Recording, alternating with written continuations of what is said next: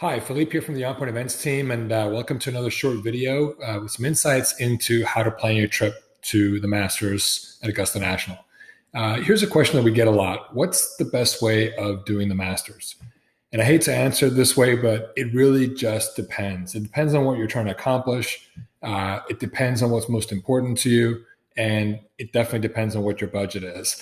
So what I'm going to do here is I'm going to just kind of break down each day at Augusta National so you can understand how the days are different, maybe throw in some pros and cons and some tips, and then perhaps you can sort of come to your own conclusion on what's the best way to do the Masters. So here we go, Monday and Tuesday. So these are going to be practice rounds, very relaxed. The players are very relaxed. Cameras are actually allowed, not phones, but actual cameras are allowed on the course, which is kind of unusual.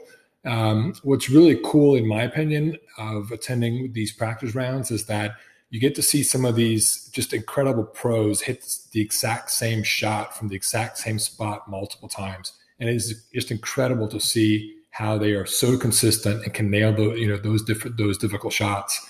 So that's a highlight. The other tip is, Mondays and Tuesday, because they are practice rounds, there are going to be more economical tickets to the Masters, generally speaking, than obviously the tournament rounds. One drawback I guess, is Monday. A lot of the players are still traveling, and a lot of players don't necessarily show up on Monday.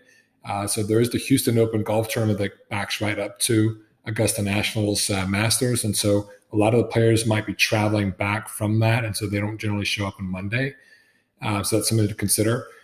Wednesday is also a practice round, but it's a little bit different than Monday and Tuesday. So Wednesdays is in the morning, they open up Augusta National, and most of the players, you'll see them come out to the driving range, and they'll shoot some shots out there.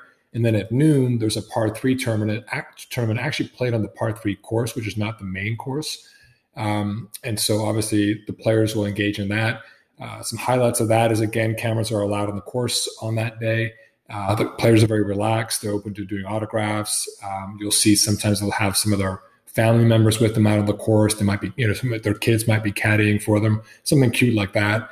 But here's another nugget that I'll leave you with for Wednesday is, if you've always watched the Masters on TV, there's nothing more incredible than to actually walk the course itself. Just walk the course from hole to hole and studying all the angles, and you get a whole different level of appreciation of how hard that course really is. And on Wednesday, because everyone's either at the driving range or they're going to the par 3 tournament, there's not really a lot of people on the course. So it's a unique opportunity, sort of in the morning, first thing, to get out there and just walk the course hole to hole. So that's what a lot of golf fans will do. One thing that is kind of fun about par 3 is, it's not really competitive, right? Because the stat is that nobody has ever won the par 3 and then gone ahead and won the green jacket as well. So if players are getting competitive and getting close to winning, you'll often see them shank the ball into the water, which is kind of fun. All right, Thursday and Friday. So these are also going to be tournament rounds. One thing to note is there is a cut after Friday where really only the top 50 players, and if there are any ties, get to go into the weekend.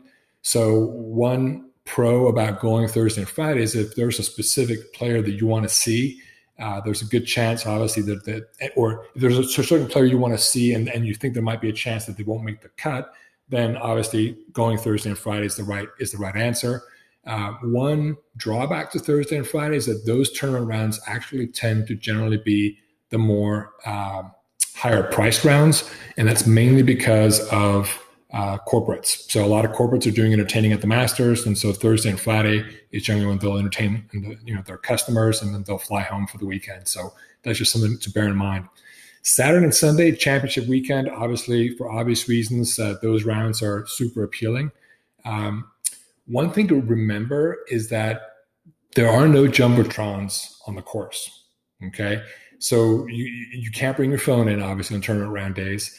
And so you might be over on the 8th green and the crowd is exploding and roaring on the 15th, and you have no idea what's going on. Did someone just eagle something? Did someone birdie something?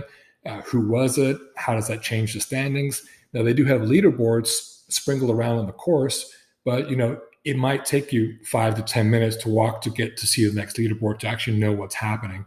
So that's kind of one of the drawbacks on championship weekend to physically being on the course.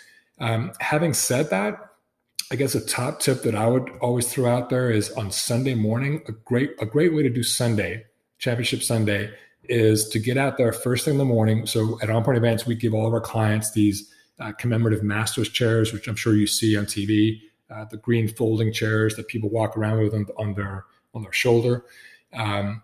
So we give that to our clients, and a great thing to do on Sunday morning is to get out there first thing when the gates open, and then plant your Masters chair on the 18th green.